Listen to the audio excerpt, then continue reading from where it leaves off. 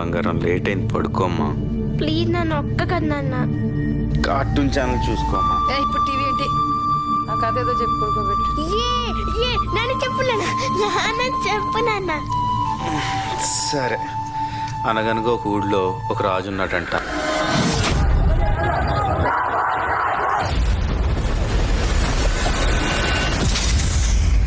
చూసావా,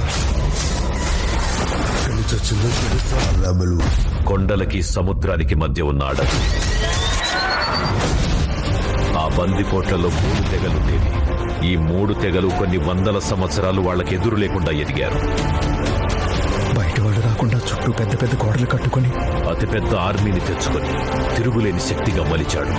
వాడి పేరు ఏం పేరు పెట్టాడు? అర్జునుడు లాంటి రూపం, శివుడు లాంటి బలం, రాముడు లాంటి పౌరుషం, రాముడు లాంటి గుణం, కృష్ణుడు లాంటి సంభావన. ఆ పిల్లవాడికి పేరు పెట్టాడు.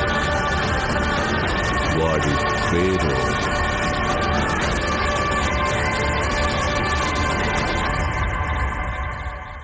ఈశ్వర్కి ముందు ఒక్క ఫ్యాన్ ఉంటే చాలు అని స్టార్ట్ అయింది.